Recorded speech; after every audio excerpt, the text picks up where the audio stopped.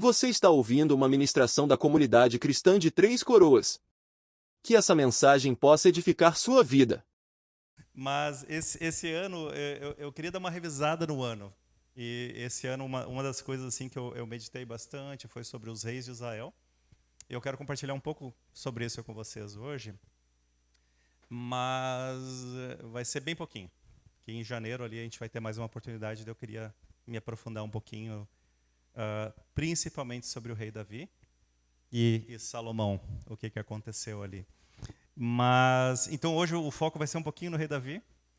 Ele é uma das figuras mais marcantes da Bíblia ali do Velho Testamento, né? A gente tem Moisés, a gente tem Elias, Davi, uma pessoa que constantemente é lembrada na Bíblia como sendo uma pessoa segundo o coração de Deus, né? Depois do reinado dele, todos os reis de Judá, eles eram medidos a partir do rei Davi.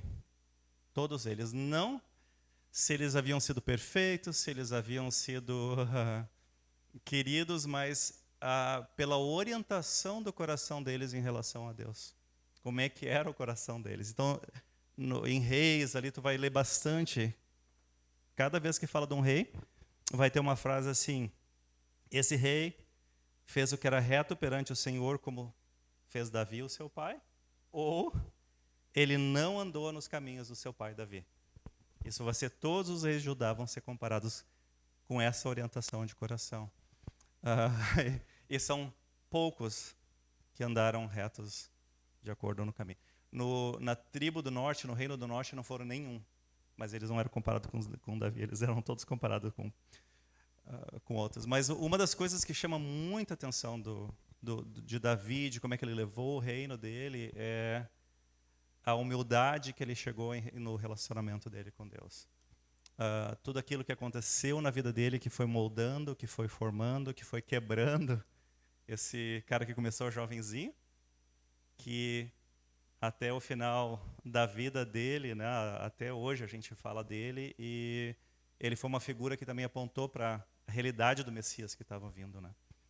Porque ele não conseguiu também ser frito daquilo que a gente estava esperando, na profecia que ia vir sobre aquela pessoa que nos salvar. Isso foi só encontrado em Jesus, que o próprio Davi aponta para. Mas, bem rapidinho, então, Davi nasceu em Belém, ele era o filho mais novo de entre 8 irmãos, filho mais novo de Jessé. Ele era o que estava cuidando das ovelhas do pai, então eles tinham, os outros irmãos estavam sendo treinados para os negócios do pai, outros tipos estavam sendo preparados para a guerra, de como organizar o dia a dia de todos os bens que o pai tinha, e o Davi estava sozinho lá cuidando das ovelhas. E foi nesse momento de ele estar sozinho que começou um aprofundamento do relacionamento dele com Deus, de está completamente ali meio retirado dos irmãos, né? Quando veio um profeta ungir o próximo rei, não sei se você conhece a história, mas o pai dele chamou todos os irmãos menos Davi. Ele continuou lá cuidando das ovelhas, porque ele não era nem considerado como uma possibilidade de ser o próximo rei. Assim era o relacionamento dele em casa. A gente vai ver um pouquinho mais, mas ele foi ungido rei provavelmente quando ele tinha uns 15, 17 anos, então da idade da galera lá de trás. Quando ele tinha 17 anos, mais ou menos, ele matou Golias. Então, também, gurizada, só para dar, como é que se diz, um parâmetro para vocês, 17 anos, primeiro gigante já. E a vida dele não foi um mar de rosas, foi muito difícil depois da unção. Ele foi perseguido pelo rei Saul, ele sofreu, teve que se esconder em cavernas, ele... depois que eventualmente ele se tornou rei, ele não conseguiu ser rei, teve rebeldia, teve traição, teve coisas terríveis que ele passou. E como eu disse, mas tudo isso Deus usou para formar ele para ser a pessoa que ia reinar sobre Israel. Vamos abrir um texto que vai ser importante para aquilo que eu vou falar. 1 Samuel 17, 34 e 36. Só para a gente ver um pouquinho de quem era esse cara.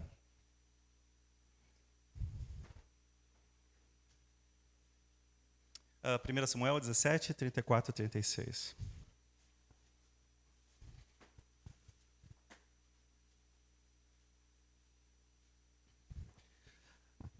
diz assim, vocês estão folheando ainda, deixa eu esperar um pouquinho.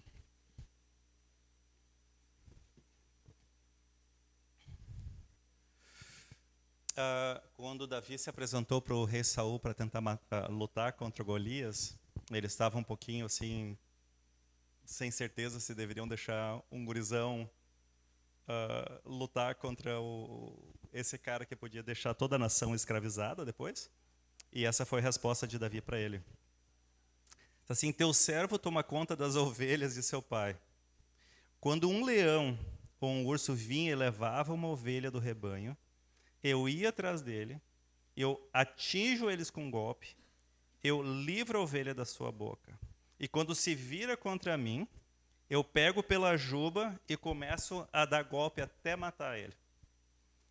O teu servo é capaz de matar tanto um leão contra um urso, e esse filisteu incircunciso, né, o Golias, esse cara que não tem uma aliança com Deus, vai ser um deles. Pois ele desafiou o exército do Deus vivo. Então, esse era o tipo de pessoa. Então, a gente sabe que pelo menos um leão e um urso ele matou também. Eu fico imaginando ele chegando em casa depois de um dia de trabalho, todo arranhado, assim, contando para o pai, hoje eu matei um urso, e tu ia pensar, não, ele vai mandar mais uns irmãos junto, né, perigoso, mas vai de novo, né, vem o leão, esses ossos do ofício, né, continua. É um sacrifício que eu estou disposto a fazer, né, continua indo lá e cuida das ovelhas. Mas esse amor, esse carinho, esse cuidado que ele tinha para as ovelhas impactou essa reflexão que ele vai fazer, que nós vamos fazer hoje, que é ali em Salmo 23. E a gente vai ficar ali agora. Então, de novo, só para nos lembrar, o que fez Davi ser grande não foi uma liderança impecável, um cara assim tremendo, sem falhas, tanto que a gente lê as falhas dele na Bíblia, mas foi porque ele tinha um coração que retornava a Deus, um coração que se arrependia, que se quebrantava, que se humilhava, que era um coração de adoração na presença de Deus. E esse estilo de vida moldou toda a adoração de Israel em relação a Deus também. Tá, Salmo 23.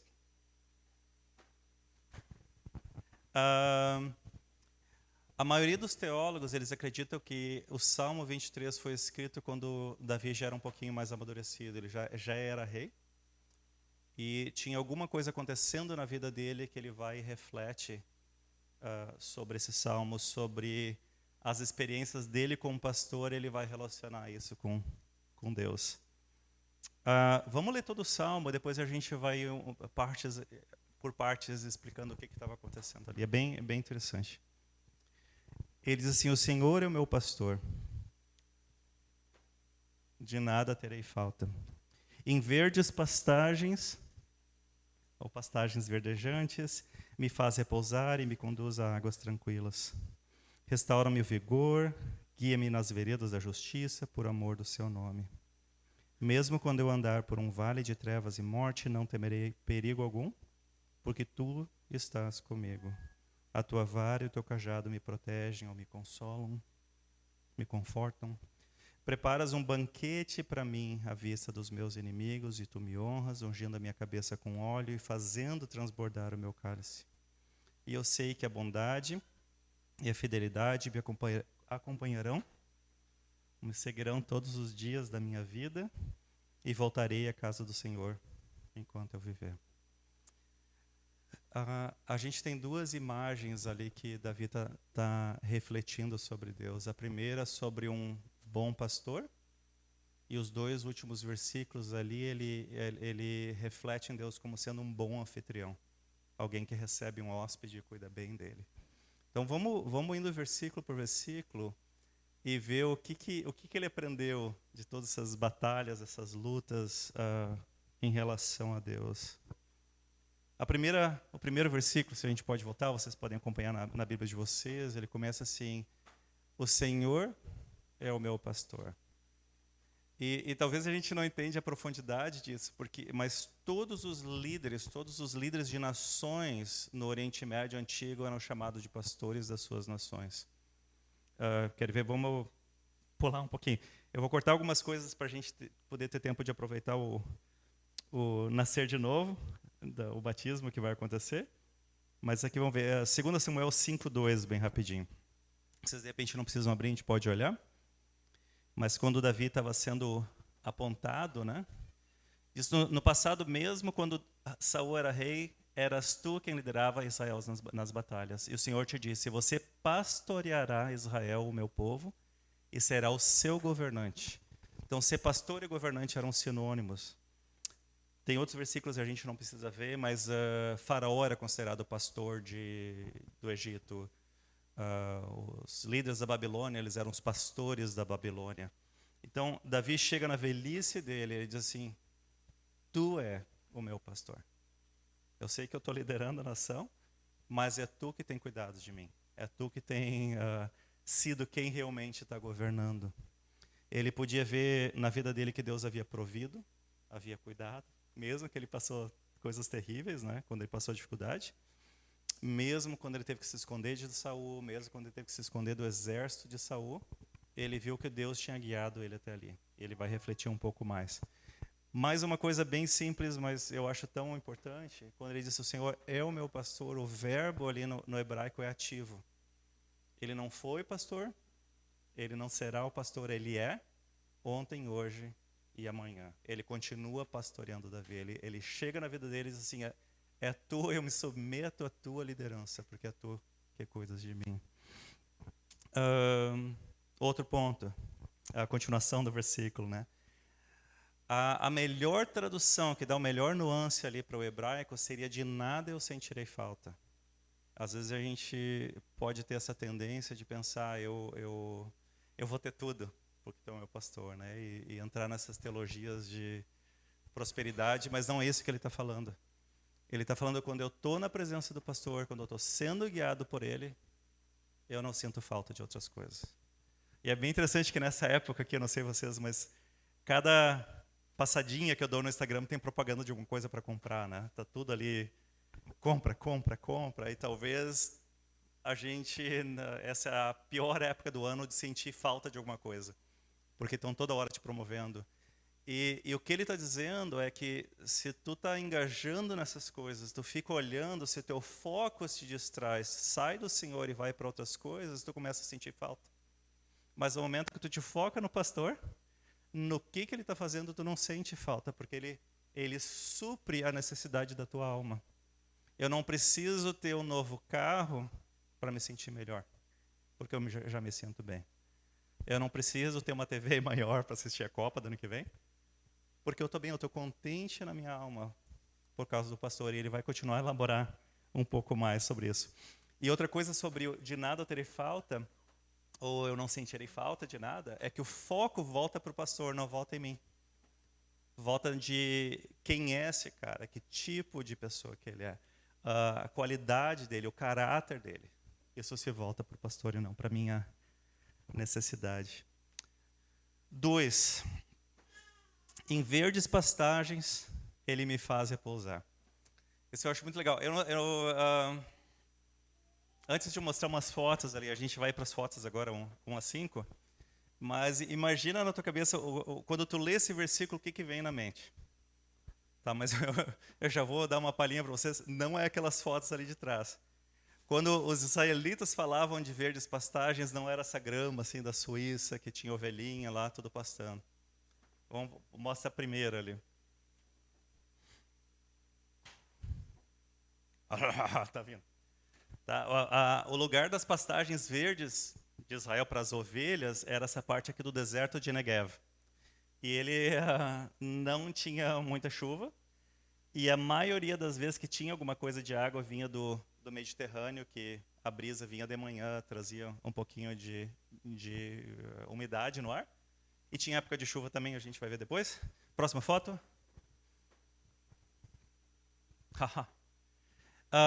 Aqui estão as pastagens verdes. Interessante, né? Eu não sei se vocês vão conseguir ver, mas nas montanhas tem essas linhas aqui. E essas linhas aqui é onde é que as ovelhas e as cabras andam. É onde o pastor leva elas. E elas vão comendo as folhinhas verdes que estão entre o caminho. Todas essas linhas aqui. Não é da chuva, é das ovelhas pastando. Pode ser o próximo? Ah, ali dá para ver melhor as linhas. Tá? Próxima. E o que eles estão procurando? Pastagens verdes. Pode ser a próxima ainda, vai ser a última. O que ele está querendo dizer é que no meio do deserto, no meio da dificuldade, tu é o pastor que me leva às pastagens verdes. Tu é o que provê para mim todo dia. A ideia ali não é assim que o pastor vai me levar num lugar e eu só agora vou ficar pastando burmêsios. Me diz quantos de vocês a vida espiritual tem sido assim? Eu tenho um encontro legal com Deus e daí agora, um ano eu tô satisfeito agora. Não é isso que está dizendo. E o bonito é que ele diz assim, tu me faz repousar. Ele diz assim, tu não só provê no dia que eu preciso, mas eu consigo descansar. Eu não consigo ficar correndo o dia todo, me preocupando onde é que vai vir a próxima refeição. É o mesmo princípio do maná do deserto. Te lembra que quando o maná começou a aparecer, o que acontecia? O pessoal queria guardar para o próximo dia. Eles estavam com medo que Deus não ia prover de novo. Eles acordavam no outro dia, o maná estava podre com verme. Porque eles não estavam confiando em Deus. Essa é a imagem que ele está dizendo. A gente ainda sofre com a escolha das duas árvores no jardim. De a gente ir para a árvore da vida ou querer dependência de Deus. Eu prefiro independência. Eu prefiro assim, tem pastagem verde, agora eu sei, posso relaxar. Mas quer dizendo, o nosso relaxar ou repousar não vem porque eu sei que eu como é que se diz? Estou suprido agora por meses. Não, vem porque eu conheço o pastor. Amanhã ele vai me levar no caminho que ele conhece e eu vou ter provisão de novo. Essa é a imagem que ele está trazendo. Que mais? Então, no deserto, sempre a imagem de deserto que a gente tem é prova, perigo, escassez, mas biblicamente também é o lugar da dependência de Deus. É o lugar que eu vou conhecer Deus, que Ele é bom, eu vou conhecer o caráter dele melhor também. E em pastos verdes ali nesse salmo, é provisão no meio da escassez. É cuidado no meio do deserto, naqueles tempos que eu não sei o que vai acontecer amanhã. E é orientação do pastor. Eu tirei uma foto ali para cortar a imagem, mas tem uns caminhos assim que chega a ser de 1 metro de altura, porque já é milenar os caminhos que os pastores levam as ovelhas, porque é um caminho conhecido pelo pastor. Eu sei onde é que eu estou te levando. Eu sei que a gente vai achar provisão para vocês. Eu não vou deixar faltar para vocês. Legal, né? Eu não sei se você já esteve em Israel, mas tem umas partes muito verdes, com plantações lindas, e esses não são os campos verdes.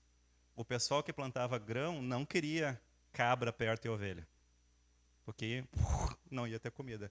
Então eles eram mandados sempre para o deserto. É ali que tu ia encontrar.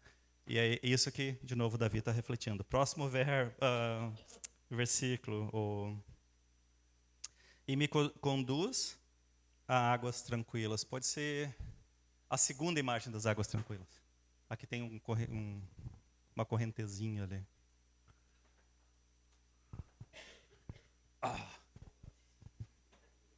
Se não tiver, não faz mal, mas... É aí. Quando a gente põe na cabeça assim, águas tranquilas, né? Quando chovia, tinha águas tranquilas, a gente imagina assim, um lugar calminho. De novo, não é isso que está dizendo. A gente teve a oportunidade, a gente morou na África, de ir várias vezes aos safaris. E águas tranquilas, para a pessoa que vive assim, meio deserto, é diferente do que a gente pensa de águas tranquilas aqui em Três Coroas. Por exemplo, se tu vai na época que não está chovendo na África do Sul, o melhor lugar para ver bicho é nas fontes de água. Tu vai lá, tu para teu carro e tu fica olhando. E daí, quem fica perto lá? Fica o leão, fica o crocodilo, fica todos só esperando os outros bichos virem beber água e crau. Desculpa pelo crau. Fugiu, não tinha palavra para usar. Mas pegam eles. Então, o que ele está dizendo ali é águas tranquilas, é águas que eu sei que eu vou poder me refrescar, que eu vou poder beber e que eu não preciso me preocupar. Pode mostrar a próxima? É a da cabrinha. Ah, essa era a melhor de todas, mas tudo bem, eu vou explicar para vocês. Bom, se ele conseguir, beleza. Mas tem uma foto de uma cabra, às vezes eles pastoreavam ovelha ou cabra, e ela tem que se ajoelhar e deitar para conseguir tomar água. É uma posição de muita vulnerabilidade. Que no momento que tu te ajoelha e vem um predador, deu, acabou para ti. Tu não tem tempo de te levantar, ver que lado que está vindo e sair correndo. Então tu dependia do pastor. E o que ali é a confiança também? Eu sei que o pastor ele veio, ele avaliou a situação, ele olhou se tinha perigo, ele viu, eu consigo cuidar do que está acontecendo, e ele disse, pode beber dessa água. Agora eu posso confiar nele, eu posso me humilhar na frente do pastor, na presença do pastor, porque eu sei que eu não vou ser atacado. Eu sei que não vai ser minha morte. Essas são as águas tranquilas dele. É uma imagem também, uma outra imagem da. Às vezes a gente andando na nossa cidade também, tu encontrava um bando de babuína, não sei o que é o coletivo de babuína, mas se alguém sabe pode dizer, mas vamos dizer um bando de babuína. E eles ficam ali tudo tranquilo, comendo, com as crianças, as mães ficam dando de mamar. E tem um deles que é o chefe, que ele fica lá assim, olhando tudo. Tu para o carro para tirar foto. Ali! Essa é a imagem. E assim que tu para o carro, o babuíno, o chefe, ele já te dá uma olhadinha. Tu chega perto do filho, ele vem, tem umas garras. Essa é a imagem do pastor também. Ele está em cima e ele está cuidando. Ele está avaliando todo o perigo que pode vir. E, de novo, eu sei que eu posso agora estar no momento de que minha alma vai ser saciada. Por quê? Porque eu conheço o pastor. Eu sei que ele fez o serviço dele. Eu sei que ele está me trazendo um momento de que, apesar da minha vulnerabilidade, vai estar tudo bem. Próximo versículo. Restaura o meu vigor, né? Tem a ver com o primeiro. Isso eu acho tremendo para a época que a gente está vivendo. Né? O mundo está sendo sacudido. Não sabemos o que vai ser o ano que vem, ano de eleição. Não parece que vai ser muito melhor. Mas o que ele está dizendo é que o nosso vigor, a nossa paz é nele. Não é quem vai ser o próximo presidente, não é quem vai ser, sei lá, o próximo técnico do Inter. Não importa o que te abala, mas não vem disso. Tá? Não é aí que tu vai encontrar o teu vigor. Próximo versículo. Ele me guia nas veredas da justiça, pelo amor do seu nome. Então ele sabe as rotas que eu tenho que ir. Ele sabe o caminho que é reto, que é bom, que é justo, de acordo com o caráter dele. E é isso que está falando ali o segundo, por amor do nome dele. Eu falei uma vez sobre o nome de Deus, e os nomes no Oriente Médio Antigo, na África ainda assim também, é a essência da pessoa. Diz, eu conheço a tua essência. Eu sei que tu é bom. Eu sei que tu vai me carregar, tu vai me conduzir, porque tu é bom, tu é fiel. O teu caráter reflete o caminho que tu está me levando. Mesmo que pareça terrível, que não é o pasto verdejante que nem aquela imagem lá, mas pelo teu caráter eu sei. Pelo amor do teu nome. Não depende de mim. Não é o que eu fiz, o que eu deixei de fazer, mas é baseado em quem ele é. 4, versículo 4. Mesmo quando eu andar por um vale de trevas e morte, eu não temerei mal algum, porque tu estás comigo. E a tua vara e o teu cajado me protegem, me confortam, me consolam. Pode ser a foto agora, a última, acho que é, né? Diz ali, acho que vale ou morte, ou uma coisa assim.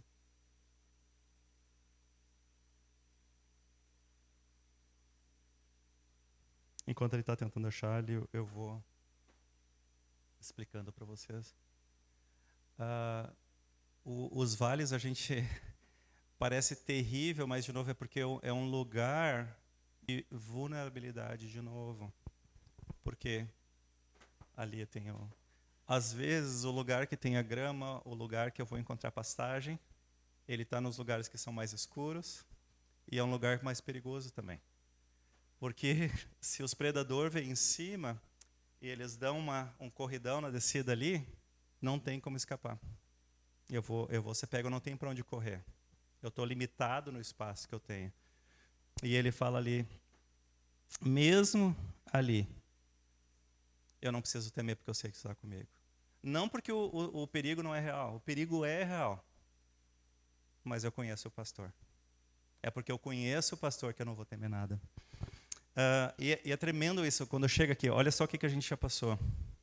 O Senhor está presente nos pastos verdes, nas águas tranquilas, ao longo do caminho da justiça, e ele diz, no caminho escuro também. Eu sei que tu está lá. Né? Eu não sei como é que é o teu vale escuro, ou talvez tu está passando por um vale escuro.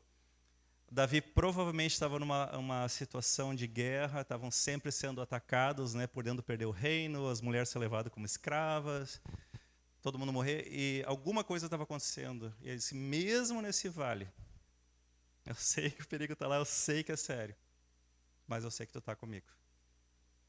O que isso quer dizer? Sei, não quer dizer que sempre eu vou ser, como é que se diz, poupado. Né? Porque a gente vive no mundo caído. O mundo que a gente vive não é o mundo que Deus quis para nós. Mas mesmo no vale, tu vai estar comigo. Eu posso olhar para trás e ver. Tu está me guiando, tu está me confortando, tu está me consolando. Ele continua, eu quero fazer um exercício com vocês. Podem fechar os olhos, por favor?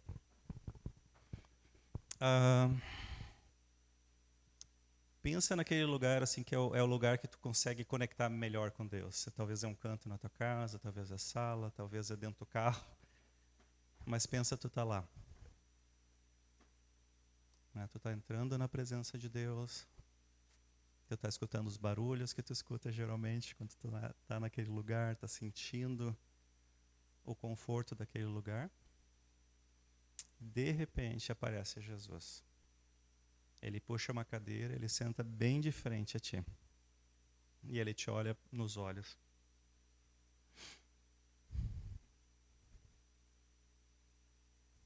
Vocês ficam se olhando nos olhos por um bom momento.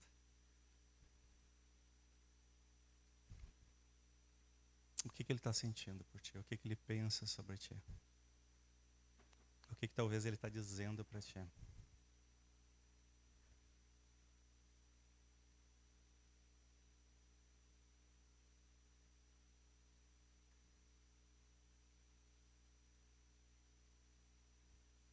Podemos voltar. Esse é um exercício bem legal para fazer quando tu medita. Imaginar isso que Jesus está na tua frente. O que ele está dizendo para ti?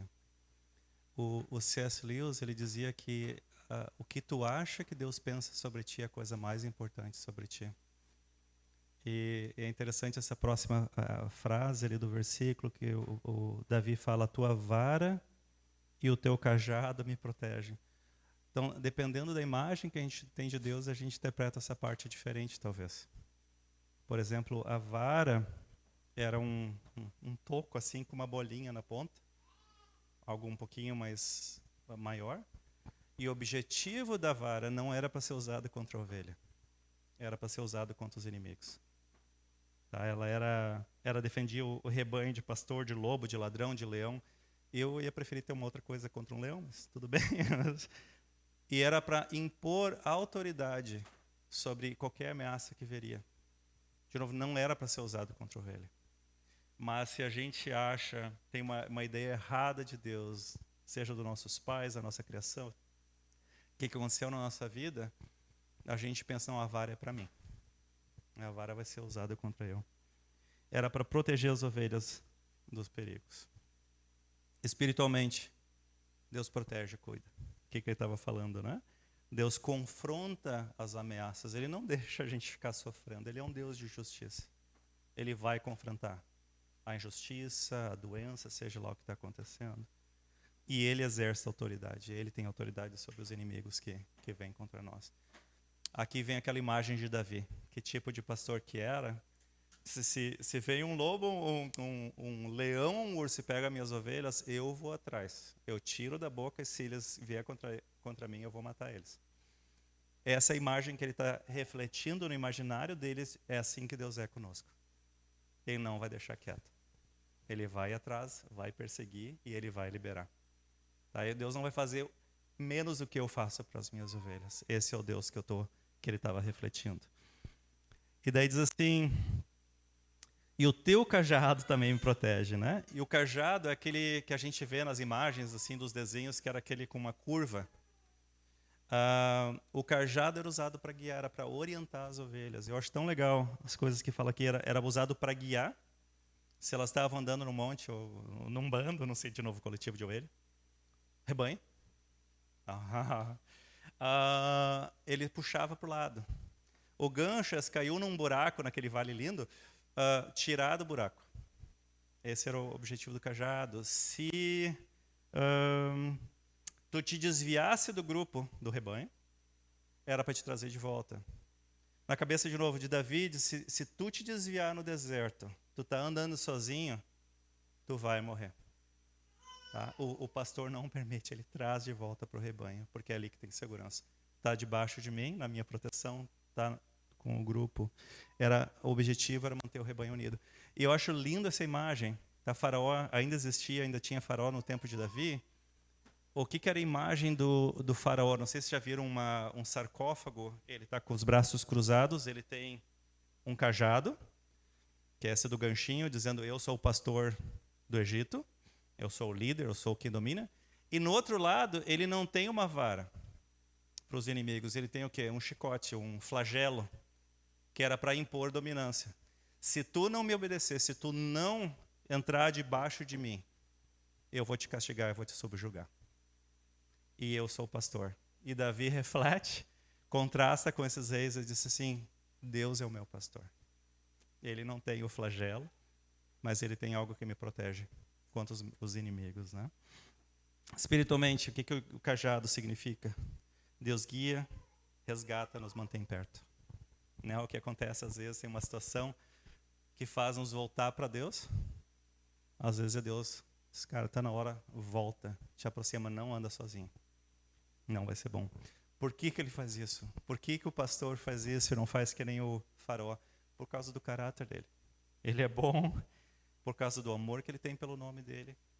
É a minha natureza, é meu coração, é quem eu sou, é minha essência. E eu posso confiar nele de novo. Vamos mudar agora de marcha, a gente vai entrar para o versículo 5, quando Davi muda o imaginário dele e começa a imaginar agora Deus como um anfitrião. Ele está chegando no deserto, encontrou alguém que está recebendo ele. O que é a reflexão dele? Tu me prepara um banquete diante de mim e é na presença dos meus inimigos. De novo, falando sobre paz, às vezes a gente pensa que paz, a gente tem que eliminar todos os inimigos, tudo aquilo que está acontecendo, mas Davi está dizendo, mesmo que os inimigos estão lá, tu está preparando um banquete para mim na tua presença. E é interessante também porque a gente não tem essa, como é que se diz? Essa cultura, mas no momento que tu entrava debaixo do teto de uma pessoa no Oriente Antigo, né? A gente ainda é hoje assim, ainda é assim na África. A pessoa é responsável por ti, a pessoa cuida de ti. Tu está protegido debaixo de tudo aquilo que a pessoa é. Por isso é que quando os anjos vieram até Ló, não sei se você se lembra da história, mas teve anjos que foram até Ló, queriam tirar ele de Gomorra porque ia ser destruída. E o pessoal de Gomorra vem e quer atacar aqueles dois anjos. Eles não fazem isso, eles estão debaixo do meu telhado. Eu não posso permitir que tu faça qualquer mal contra eles, porque isso vai gerir maldição para mim. Essa é a ideia dele. Então, provavelmente, Davi está falando dos inimigos, sejam as nações antigas, as nações inimigas, né? Que nem eu falei para vocês, estavam constantemente querendo invadir. Mas ele está refletindo ali, cara, mesmo na presença deles, eu tenho um banquete. Não é nem só uma refeição no meio do deserto, é um banquete que o pastor, o anfitrião está guardando. O foco, de novo, é na bondade do pastor. Não, eu não vou só te dar um pouquinho, não, eu vou te dar bastante. É a generosidade do pastor, é o cuidado do pastor. E ele continua, ele diz assim, tu me honras ungindo a minha cabeça com óleo e fazendo transbordar o meu cálice. Eu acho lindo isso, porque ele diz, tu não só me acolhe, mas na tua presença tu me honra. Eu sou um hóspede querido. Eu não sei ali, quando tu estava vendo Jesus, o que ele refletiu para ti, mas o que Davi está refletindo, sim, Deus nos acolhe. Ele quer estar conosco. Essa imagem ali do cálice transbordando, ele está dizendo, tudo que eu tenho como anfitrião, eu estou te dando a nível de transbordar. Tudo que eu tenho é teu. Isso era um sinal de alegria do anfitrião. Estou contente que tu está aqui comigo. E Deus está contente com a gente. Pode não sentir assim. Talvez você pense, talvez eu tinha que estar orando mais, teria que estar fazendo isso. Mas é assim, eu estou contente contigo, que tu está aqui para o meu banquete. O óleo ali também, ele não é um óleo de unção sacerdotal, ou um óleo de unção real, é um óleo de hospitalidade. Ele está recebendo a gente. O que significa? Frescor depois de uma viagem longa é estranho para nós, né? Mas eles botavam assim, não tinha muita água, curava feridas, provavelmente, protegia contra insetos, né? Os bichinhos não gostavam do óleo, demonstrava de novo honra para a pessoa e mostrava a alegria do hóspede. Eu quero que tu fique. Tá? Tu não está só de passagem, tu vai ficar aqui. Ele então está dizendo, o que Davi está dizendo no final? Deus cuida de mim com alegria, me trata com dignidade, como se eu fosse um convidado de honra. Um convidado especial para ele. Vamos dar uma pulada, porque a gente está chegando ao versículo 6. A gente está passando um pouquinho do tempo que eu tinha planejado. Isso aqui é uma outra coisa linda da reflexão de Davi. E certamente a bondade e o amor leal me seguirão todos os dias da minha vida e habitarei na casa do Senhor para todo sempre. Ele reflete duas coisas que vão seguir ele. A palavra em hebraico é muito mais bonita que essa. Ele diz, eles vão me perseguir. Quando Davi escreveu outros salmos falando que as nações, os inimigos estavam perseguindo ele, caçando que nem se fosse essa mesma palavra. Eles não vão me deixar em paz, até que o amor leal de Deus, até que a bondade deles me alcancem. Eles são implacáveis, incansáveis. Ele dá tipo como se fosse alguma coisa viva, né? Ele diz assim, eles não vão me deixar em paz. Eles vão me perseguir até me encontrar. O resto do versículo diz assim, e habitarei na casa do Senhor para todo sempre. Essa é o único versículo de todo o texto que exige alguma coisa de Davi. Tudo até então que a gente leu tem a ver com a bondade do pai, a generosidade do pastor, do anfitrião, o cuidado dele. A única coisa que eu tenho que fazer, habitar na casa do Senhor, ou voltar à casa do Senhor. Por que eu faço isso? Porque a bondade e a misericórdia de Deus, o amor leal de Deus, me perseguiram primeiro, elas me encontraram. E habitar na casa do Senhor não é nos domingos, né, ou alguns domingos, que seja, é todo dia. É essa experiência, esse é o meditar do meu coração, essa é estar experimentando esse banquete na presença do Pai. Eu volto todo dia. O que é a visão, de novo, das pastagens? Eu não venho no domingo, agora eu tenho uma pastagem, agora pela semana eu estou bem. Diariamente eu volto para o pastor. Que caminho tu vai me levar hoje? O que eu vou encontrar? O que eu vou poder experimentar na tua presença? Que cuidado tu vai me mostrar? De novo, não é que os inimigos estão de lado, não é aquela teologia de nós somos cabeça, o inimigo é cauda, não, apesar de qualquer coisa, tu está comigo. E eu não sei como é que foi o ano para vocês, eu tenho meditado bastante no ano. Também agora a gente, todo mundo faz, né? Eu sei que a maioria dos meus, como é que se diz, aquelas decisões que tu faz de final de ano, a maioria eu não cumpri, como é que se diz? Resoluções eu não fiz, eu já cheguei nesse ponto, né? Mas de saber que eu não consegui. Mas talvez ainda tem tempo, tem 2 semanas ainda. Mas da gente, de repente, gastar uns minutinhos, a gente está mais ou menos bem, mas olhando para trás e vendo repente pensando em duas coisas. Uma é que momentos tu tem visto a bondade, a misericórdia de Deus te encontrando nesses lugares, ou que momentos do ano isso aconteceu. Que momentos do ano, de repente, Ele te guiou, Ele te cuidou, tu te sentiu assim. Que momento do ano Ele foi a restauração para tua alma. Uma vez teve notícia difícil, o trabalho foi difícil, ou seja, o que for. Que momento tu experimentou uma mesa farta na presença do anfitrião? Que momentos tu sentiu que Deus estava contente contigo? Eu disse assim, eu estou contente contigo. Que momentos tu sentiu que a misericórdia, a bondade, o amor leal de Deus para nós, eles te perseguiram? Eu não merecia. Eu não sentia que eu fiz nada para isso, mas elas te perseguiram, te encontraram. Tu teve assim um contato com Ele que marcou a tua vida. E que momentos, de repente, tu sentiu que eu não consegui ver isso? Eu estou vendo só escuridão no meio do vale, torcendo para que um predador não desça correndo ao meu encontro. Então, de repente, a tua oração pode ser diferente, é de pedir para encontrar Ele, né? Pedir para Ele se manifestar naquele lugar,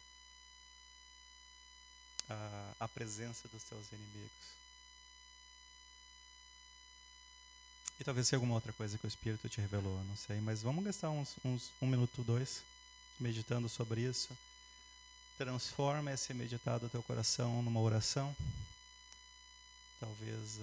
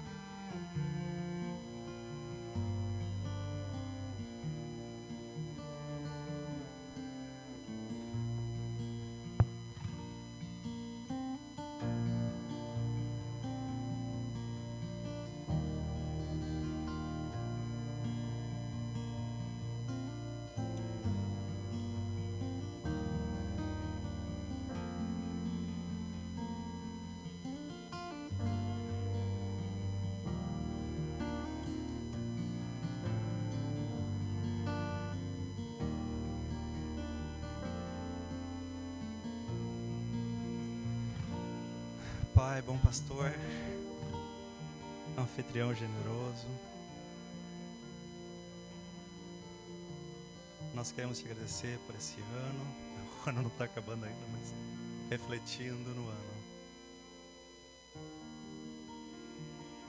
Nós queremos te agradecer pelo teu cuidado, pela tua direção, pela tua orientação, pela tua revelação de quem tu é para nós.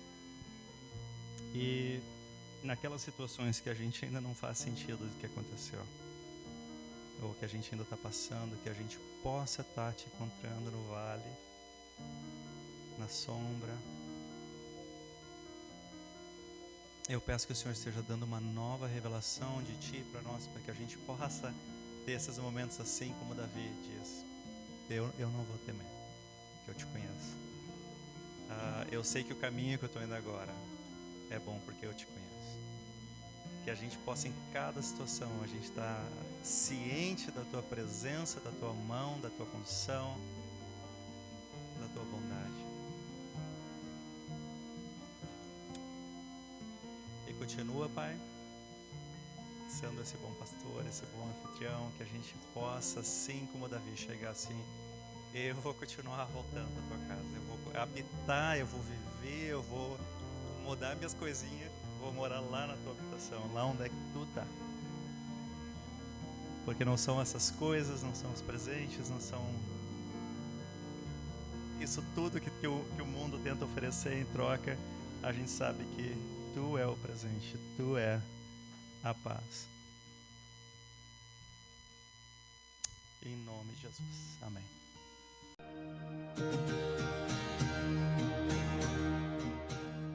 Você acaba de ouvir uma de nossas ministrações. Esteja conosco em nossas reuniões e siga-nos em nossas redes sociais. Que Deus te abençoe.